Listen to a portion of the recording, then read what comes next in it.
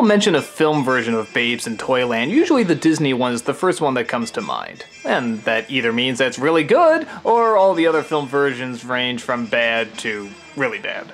And yeah, that's kind of my outlook on it. I loved this film growing up, but watching it again, it doesn't hold up that great.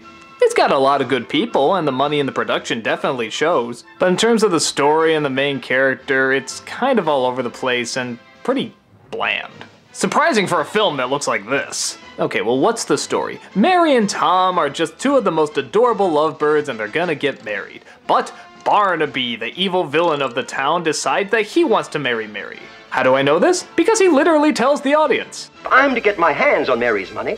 The person Mary marries must be me, not Tom, me. So he sends his two henchmen to have Tom killed. But the henchmen decide they can make a little money on the side too, so they decide to sell him to a bunch of gypsies. Now that Tom is gone, Mary sees that her only choice is to marry Barnaby. Why? Get this. She can't do the math on her finances. No, I'm not even kidding. There's a whole trippy ass song dedicated to it. Add, subtract, and multiply till you're overcome. This is much too hard for us. We can't do the sum. Barnaby of course accepts the offer to marry her and calls in a bunch of gypsies for entertainment. And, wouldn't you know it, Tom's in the gypsy band and of course they get back together.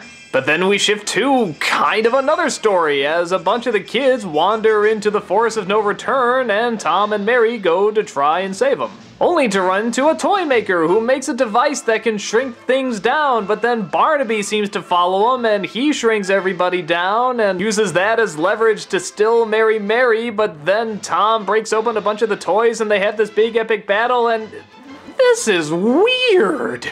So yeah, as you can tell from the story, it's kind of all over the place and, like I said, weird. I'm usually fine with weird, but this movie clearly doesn't have much of a focus, and it's kind of obvious because there's nothing really that much interesting to focus on, at least in terms of the main characters. Bethany Filicello as Mary, and she's usually very charming, but she just has nothing to work with here. All she does is cry and look confused. The guy who plays Tom has a funny scene as a gypsy fortune teller, but aside from that, he has nothing really that interesting. The kids are all boring. Some of the side characters are kinda neat, but they're not in it for very long. A lot of the songs are pretty pointless, though some of them are kinda fun. The only thing that's genuinely enjoyable about it is the villain. Recognize him? Yeah, that's the Scarecrow from Wizard of Oz. And he just has a great time being the most stereotypical villain, but really playing it up and having fun.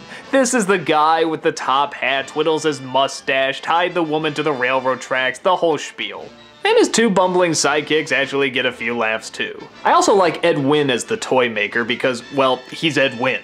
Anything he's in is just gonna be a ton of fun, even if it sucks. Aside from that, like I said, the look of the production is really impressive. I mean, yeah, it's obviously a set, but it's such a big set. And it's so creative with all the colors and the costumes and the puppets, and it looks really imaginative. Even if it is sort of dressed in that 60s and 70s style that dates it a bit, but not too bad.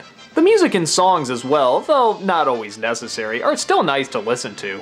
I could listen to that March of the Toy Soldiers forever. And yeah, we've heard it in a bunch of our different versions, but man does it sound good here.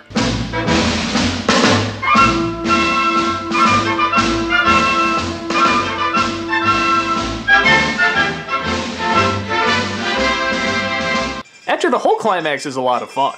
You spend this good long while building up this toy army with that incredible music and this wonderful stop motion, these great effects, and what does Barnaby do when they finally come in? He just laughs at them. It's sort of like, yeah, they're just toys, why am I afraid of you? But as they keep fighting on and on and on, they tend to get more and more threatening. Until Mary throws that potion at him that shrinks him down, and it's an enjoyable one-on-one battle between our hero and villain. Even though Mary clearly could just go and step on him, but yeah, it's more dramatic this way.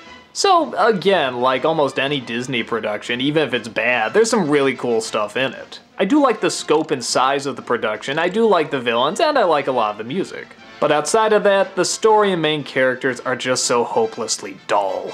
But again, as a kid, I did watch it a lot, but yeah, maybe it was for those three elements I listed earlier. I did tend to fast forward it whenever Tom or Mary were on screen. I don't know, if you're looking for an impressive looking kids film without much substance to it, you'll get your fill.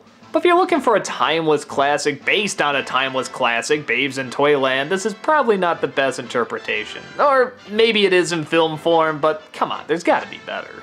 Looks great, sounds great, but not too much else to it.